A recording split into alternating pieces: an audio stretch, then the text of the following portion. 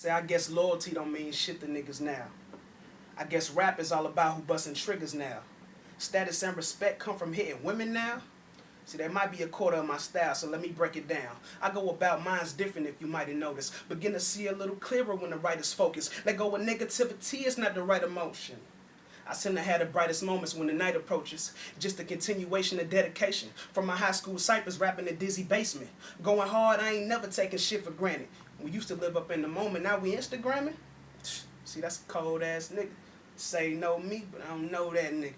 Yo, 2 cents, you can hold that nigga. Separation, I can't go back, nigga. What's up? Mic check exclusive interview with Riley B. What's up, man? What's going on, man? You know what it is? Your man Riley B. What's going on? I'm here. Mic check. What up? We moving. What do you think about the Slumfest nominations? Slumfest, man. I think everybody on that list was well deserved. I got nominated for the freshman class, which was dope. It's just an honor to be a part of that whole process.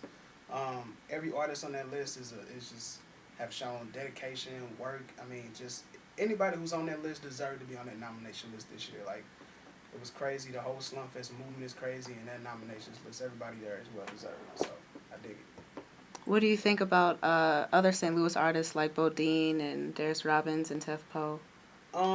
It's crazy because I really enjoy all those dudes' music, but what's crazy is that I just really met all those guys. Like, probably this year, like, I really got to listen and find out who Darius Robbins and who Bodine and who Tef was. I heard their names a little bit, but not really like that. Then when we had Slumfest this year, that was really my chance to really see everybody, see them perform, you know. Then over the growth of over the time period, everybody just, I met up with them, saw their music, saw them perform, and it was just crazy. So, like, them guys are dope. It's a couple other artists I like. I think the scene is filled with a lot of talent.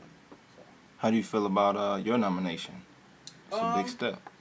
Man, it's a big step, man. I put a lot of work in this year. I know it's a lot more work to be done, but there's a lot of networking, a lot of grind, a lot of just everything together. And freshman class, I think we got it, man. You know, freshman class 9 was heavy. Freshman class 8 was heavy too, but I think we got it. I'm very proud of the nomination. I'm humble. Speaking of the freshman class, what you think about that Young Gun versus OG, Team OG's Cypher battle? Man, that was epic. If you wasn't there for that one, you missed history. That was absolutely insane. I was just honored to even be a part of that. And to be able to go heads up with people like Tef Poe, D-Mac, Prophet, Vito, Grease, I think that's everybody. And man, that was amazing, man, just to be alongside Bodine and Chris Grimes. We came out with the W, man, but it was an incredible battle, man. It was a lot of evidence going on. They had the caution tape set up, so yeah. Shit was crazy, man. I definitely had a lot of fun. It's good to throw a couple shots, you know. Can you let us know who? Cause I know you was talking to me, and you let me know who was on your paper. Who would you have battled if Bodine didn't battle? If Bodine wouldn't have came up, I actually picked Tef Poe's name, which was kind of crazy. That's why I had a couple people in mind who I really wanted to battle, but I was like, man, it'd be crazy if I picked Tef's name. I was like, and then sure as the word, I pulled the dude's name out the cup. I was like, oh yeah. What would have happened if you would have battled him? Man, you know, I would have got it in, man. I know Tef go. I done seen him battle a bunch of people, but it would have been heavy, man. It would have been crazy. I think I would have came out with the W, you know, despite what anybody else would, you know, would thought. But, you know, it would have been crazy. I don't know, but it was a good outcome. I think people wanted to see him and Bogo at it, though. Mm-hmm. And they both did their thing, man, for real. How you think about that battle with you and D-Mac? Man, I'm gonna keep it 100.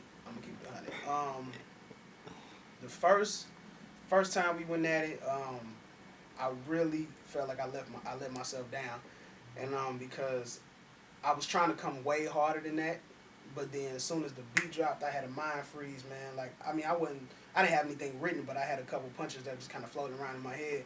And as soon as the beat dropped, man, I just had a brain freeze, and I was like, so I just did it as best as I could to try to get something out there, and they ended up calling that a tie. You know what I'm saying? You know, he was talking his usual D-Mac shit, so I was like, nigga, make a nigga feel bad. I already felt bad because, you know, I ain't put everything I had into it. But when we went to that acapella, man, I got a little busy. You know what I'm saying? I did what I needed. I was like, yes, I get it. This is my second win. This is my time to redeem myself. So The second one was good, and they gave it to me, man. Big ups to D-Mac, man. It's, he heavy, man. So we had a good battle, man. It was tight. So, How is your music going to affect the world? man, my music, one of my goals, just as an artist, one of the mental goals that I set for myself, I call myself the Newfound Lou Sound.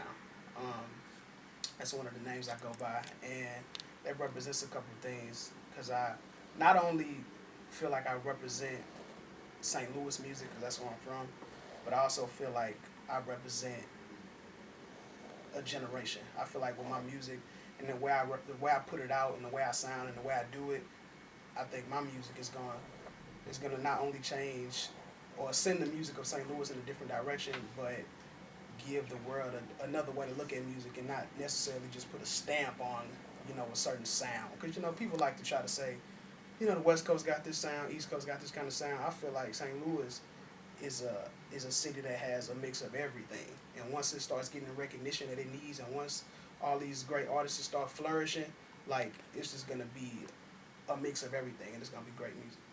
So. Okay. Who inspires you musically? It's a lot of people, man. Tupac, Biggie, Jay-Z, Nas, Rakim. If it wasn't for those dudes, I wouldn't be rapping. My favorite song of all time is Dear Mama by Tupac.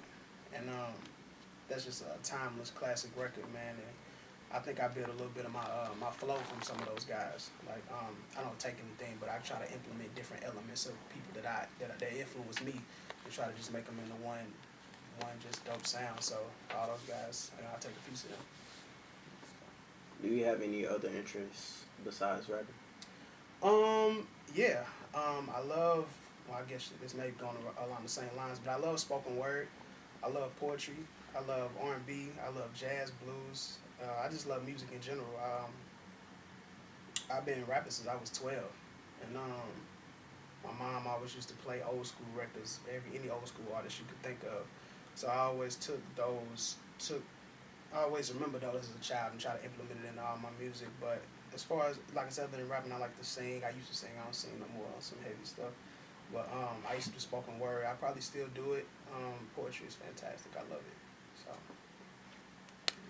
What are your long-term goals for your music? One long-term goal of mine is to be the greatest. But to be the greatest, you have to be one of the greatest first. And one of my goals is to really touch people, because I wanna make the kind of music that I grew up to.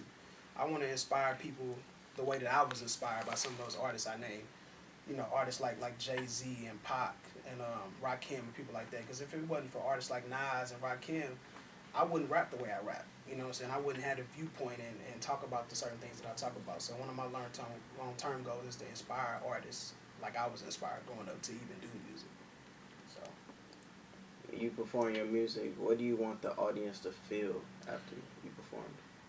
Man, it's kind of crazy. I got a record on my tape coming up. It's called The Rush, and it's basically a record telling you how I feel on stage, and it's expressing the emotion and the feeling you get bleeding on the page, what you write and what you feel, and then leave it out on the stage when you perform.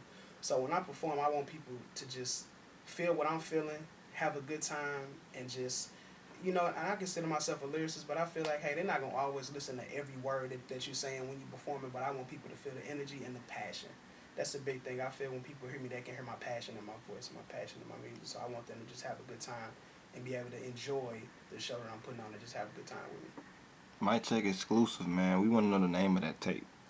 Yeah, and look, The Separation. That's the name of the new mixtape coming out. Right now it's looking like December 10th. So I'll be on the lookout. The Separation. That's next week. Featuring right? the second next win. week. Got a lot of dopeness on there, man. Got a couple of features. I got my boy Bo Dean on there. I got a dope artist by the name of Julian Keys from California on there. Can't let y'all in on all the secrets, but just know it's gonna be hot.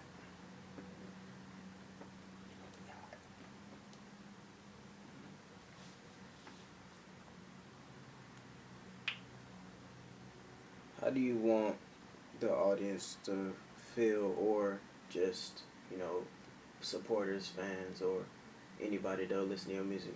How do you want them to feel after listening to your music? I want them to. This is gonna be kind of a curveball. I want them to be confused because I feel like, and not confused in a bad way, but confused in a way where they take a second and they gotta take a second listen, or they gotta take a third listen and then be like, man, I ain't know this dude from St. Louis. You know, I didn't know he was gonna come like that because I strive to be different. Not that it's like I try hard because I don't try to be different, but I hate cliches. You know, even though I feel like certain cliches are valuable to things that go on to keep for relevancy issues and things like that. But I hate being cliche and trying to do what everybody else is doing because you don't want to be here with a fad because you be gone. But I just want people to feel rejuvenated and feel inspired to do whatever they want to do in life, you know, and also just leave them confused so they come back and listen and be like, who this dude name? The newfound Lou sound? What's his name? What he doing? So, you know. What inspired your name?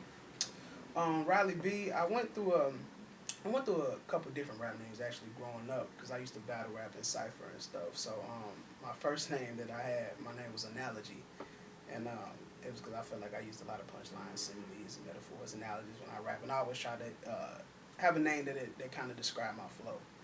And I felt like when I was gonna change that because I knew that wasn't gonna get me on no major stuff. I was like, I gotta change it from Analogy. But Riley came from, really it was just a name I always really enjoyed, and I wanted to name my son or my daughter Riley whenever I had one. And then when I was going on a mission to change my name, just kind of veer away from the typical battle rapper style name, I was like, how about I just take the name and then incorporate it into myself and then just put the B on the end for my last name. My last name is Bell, so I was just like Riley B. And then as soon as I started standing on records, man, it just flowed. So I just went on and went with it. That's what's up. What inspired you to do a Second Wind music video? Honestly, when I heard the beat, because the song was produced by my boy named Dre P. Dre P 100 Beats, he produced the track. And when I heard the beat, man, it just really sparked the song concept. I was kind of painting the canvas for the mixtape when I was first making that song. And I was like, when he played the beat, he was like, man, it was just a kind of a throwaway track. He wasn't really about to do nothing with it. And I'm like, what? So he played the beat. I was like, yeah, we gonna rock this. As soon as I heard it, I just started freestyling. Man, I ripped the whole track. So I was like, man, let me get this and we gonna make it a classic. So I got the beat and all kind of stuff started popping in my head. But when I had the beat, I heard it had a lot of different elements to it. So I was like, man, I want to make this a record that somebody could feel because it had heavy 808s in it. And I was like, man, this got a nice club feel, but then it's also got a up-tempo feel. So I wanted to combine all those elements into one song. You know, you got the 808s, you got the fast tempo, you got the stop and go flow, which I was doing in the hook, and then you had the St. Louis representation. But then I also was implementing with the title Second Wind, just trying to explain about me, myself getting tired, but going, but just keep going at anything I'm doing. You know, it's like I'm not going to give up. I'm going to be who I'm going to be, and we're going to keep going. And I send that out to anybody else who's trying to do the same thing. If you ever want to give up, like, that's one of them songs I feel like it's motivation to myself and it can be motivation to other people, but it's also a fun record. So I feel like that record just has everything in one. So that's the video dope. Check it out if you haven't. Second Wind, shot and directed by Rimrod. It's on YouTube right now. Riley B Second Wind. Check that out. Riley B TV at YouTube. Shout out Mic Check one time. Yeah, Mic Check. You know what it is. It's your man Riley B. Checking in with Mic Check. We're going hard, heavy. We in here. Separation coming soon. Let's get it. Also, shout out your where they can find you and stuff like that. I'm chop it up. Yep. Find your boy Riley B on YouTube.com/RileyBTV, Twitter RileyBTV, Instagram RileyBTV, RileyBTV. Everything.